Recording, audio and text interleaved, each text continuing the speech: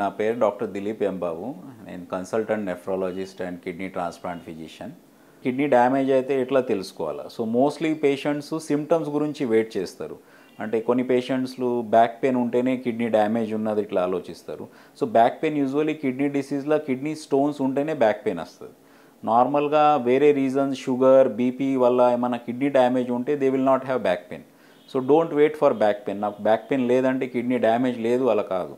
So ఎవరన్నా sugar BP ఉంటే regular kidney checkup at least once in 6 months once in year kidney test చేసుకోవాలి. Kidney టెస్ట్లు అంటే కామన్గా చేసే టెస్ట్లు అంటే క్రియాటిన్ టెస్ట్ అండ్ యూరిన్లో ప్రోటీన్స్ లీక్ అవుతుందా, ఈ 2 మేజర్ టెస్ట్స్ ఉంటాయి.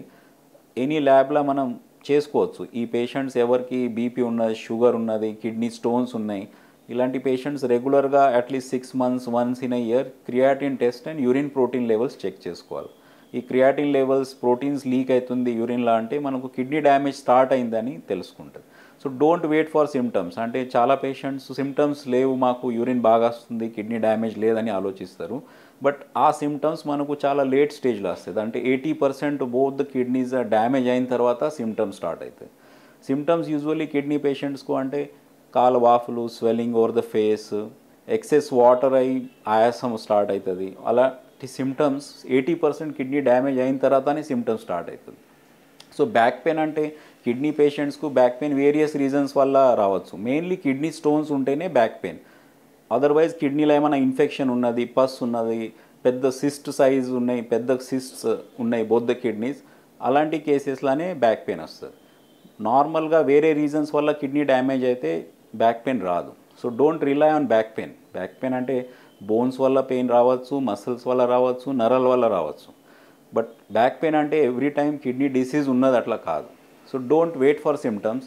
రెగ్యులర్గా at least 6 months 1 year without symptoms లేకుంటే కూడా యూరిన్ టెస్ట్, క్రియాటిన్ టెస్ట్ చేసుకుంటే we can diagnose kidney problem in early stage అని ఆ ట్రీట్మెంట్ చేసుకుంటే మనం ఫర్దర్ డ్యామేజ్ ప్రివెంట్ చేసుకోవచ్చు.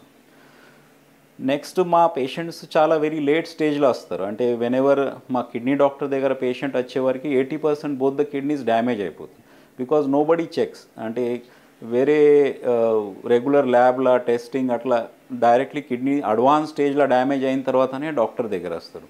సో ఒకసారి కిడ్నీ పర్మనెంట్ డ్యామేజ్ ఉన్నది, మేము క్రోనిక్ కిడ్నీ డిసీజ్ అంటాం మనకి సైంటిఫిక్ టర్మ్లా. బట్ పర్మనెంట్ కిడ్నీ డ్యామేజ్ ఉంటే usually treatment is not much.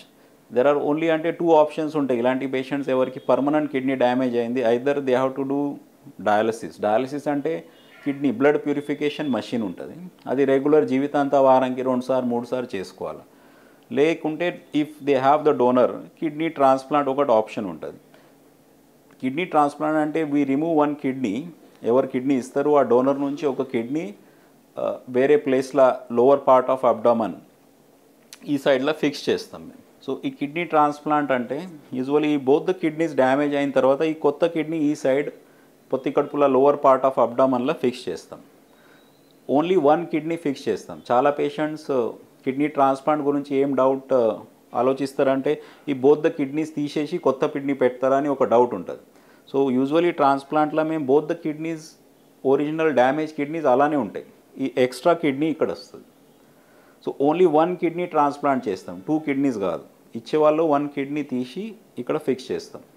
So ఒక్క కిడ్నీ మీద మనిషి నార్మల్గా జీవితాంతా నార్మల్ లైఫ్ సర్వైవ్ కావచ్చు. దానివల్ల 1 kidney transplant is enough. So no need of అంటే 2 కిడ్నీస్ ఫిక్స్ చేయాలా, పాత కిడ్నీస్ తీసేయాలా, అలాంటి డౌట్స్ చాలా పేషెంట్స్కి ఉంటాయి.